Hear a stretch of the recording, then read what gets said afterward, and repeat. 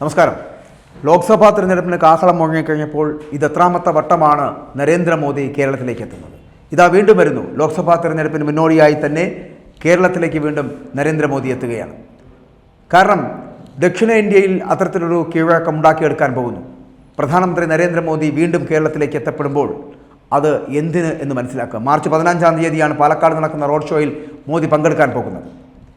ഇന്ത്യയുടെ സ്ഥാനാർത്ഥിയായിട്ടുള്ള ആ സ്ഥാനാർത്ഥി പ്രഖ്യാപനത്തിന് ശേഷം മോദി ആദ്യമായിട്ടാണ് ഇപ്പോൾ കേരളത്തിലേക്ക് എത്തപ്പെടാൻ പോകുന്നത്. അതിനു മുൻപ് ഈ വർഷം തുടങ്ങുമ്പോൾ തന്നെ മൂന്ന് പ്രാവശ്യം തൃശ്ശൂരിലെ BJP സ്ഥാനാർത്ഥിയായ സുരേഷ് ഗോപിയുടെ മകളുടെ വിവാഹവുമായി ബന്ധപ്പെട്ടിട്ട് ആദ്യം എത്തിയിരുന്നു. അതിനുശേഷം മോദി കേരളത്തിൽ വരുന്ന ഒരു സാഹചര്യം അന്നുണ്ടായിരുന്നു. അതിനുശേഷം ഗുരുവായൂർ ക്ഷേത്ര ദർശനത്തിന് ശേഷമായിരുന്നു അന്ന് അദ്ദേഹം മോദി ഈ ഭാഗ്യ സുരേഷിൻ്റെ വിവാഹത്തിൽ പങ്കെടുക്കുകയും അതിനുശേഷമാണ് അദ്ദേഹം മടങ്ങിപ്പോവുകയും ചെയ്തത്. BJPയുടെ A ക്ലാസ് മണ്ഡലമായി വിലയിരുത്തപ്പെട്ടിട്ടില്ലെങ്കിൽ കൂടിയും തൃശ്ശൂർ അത്തരത്തിലായിരിക്കുകയാണ്.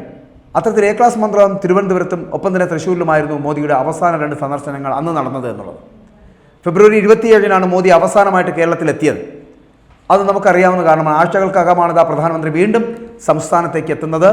അതെന്തുകൊണ്ടാണ്? അതിനു മുൻപ് കൊച്ചിയിലെത്തി നരേന്ദ്രമോദി റോഡ് ഷോ നടത്തുകയും ചെയ്തിരുന്നു. അതും ഈ കഴിഞ്ഞ മാസങ്ങളിലാണ് നടന്നത്. വിവിധ പദ്ധതികൾക്ക് അന്ന് തുടക്കം കുറിക്കുകയും ചെയ്യുന്ന ഒരു സാഹചര്യം ഉണ്ടായിരുന്നു. അത് നടക്കുകയും ചെയ്തു.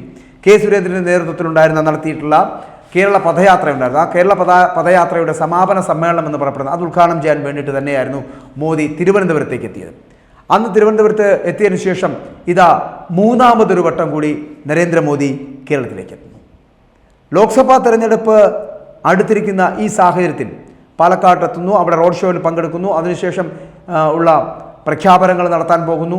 ഇതൊക്കെ സംഭവിക്കാൻ പോവുകയാണ്. എന്തുകൊണ്ടാണ് കേരളത്തെ ഇങ്ങനെ പിടിമുറുക്കുന്ന തരത്തിലേക്ക് മോദിയുടെ പെട്ടെന്നുള്ള കടന്നുവരവ് എന്നുള്ളത് ആലോചനയാണ്.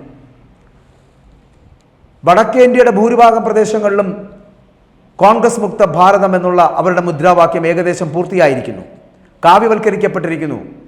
ഇനി ദക്ഷിണേന്ത്യയിലേക്ക് എത്തപ്പെടുമ്പോൾ ആന്ധ്രയും തെലുങ്കാനയും കർണാടകയും തമിഴ്നാടും കേരളവും അടക്കമുള്ള 5 സംസ്ഥാനങ്ങളിലേക്ക് വളരെ കൃത്യമായിട്ടുള്ള ഇടപെടലുകൾ നടത്താൻ തന്നെയാണ് ലക്ഷ്യമിട്ടുകൊണ്ട് BJPയും BJPയുടെ സാരഥികളും എത്തുന്നത്.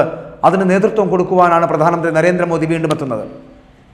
കേരളത്തെ കൊണ്ടേ പോകൂ എന്നുള്ള ഉറച്ച വിശ്വാസത്തോടുകൂടിയുള്ളൊരു വരവാണ് നരേന്ദ്രമോദി ഇതിലൂടെ അർത്ഥമാക്കുന്നത്. കൃത്യമായും ലോക്സഭാ തെരഞ്ഞെടുപ്പിലെ 20 സ്ഥാനാർത്ഥികളിൽ BJPക്ക് 5ഓളം സ്ഥാനാർത്ഥികളെ, സാരഥികളെ കേരളത്തിൽ നിന്ന് ജയിപ്പിച്ചെടുക്കുക എന്നുള്ള ലക്ഷ്യത്തോടു കൂടിയുള്ള വരവാണ്. കഴിഞ്ഞ ഫെബ്രുവരി മാസം 27-ന് തിരുവനന്തപുരത്ത് പ്രസംഗിക്കുമ്പോൾ അദ്ദേഹം പറഞ്ഞത് ഇരട്ട അക്കം കടന്നുകൊണ്ടുള്ള ഒരു പ്രഖ്യാപനമായിരുന്നു. 2 അക്കത്തിൽ കൂടുതലുള്ള മെമ്പർമാരെ ഇവിടെ നിന്ന് ലോക്സഭയിലേക്ക് എത്തിക്കുവാൻ BJPക്ക് കഴിയുമെന്നുള്ള വളരെ വലിയ ആത്മവിശ്വാസം പ്രകടിപ്പിച്ച പ്രധാനമന്ത്രി മൂന്നാമതൊരു വട്ടം കൂടി കേരളത്തിലേക്ക് എത്തപ്പെടുമ്പോൾ ആ വരവ് വെറുതെയാവില്ല എന്ന് തന്നെ പറയട്ടെ. തിരുവനന്തപുരവും തൃശ്ശൂരും പാലക്കാടും പത്തനംതിട്ടയും അടക്കമുള്ള പ്രദേശങ്ങളിൽ വളരെ കൃത്യമായിട്ടുള്ള ഇടപെടലുകൾ ഉണ്ടാകും. ആ ഇടപെടലുകൾ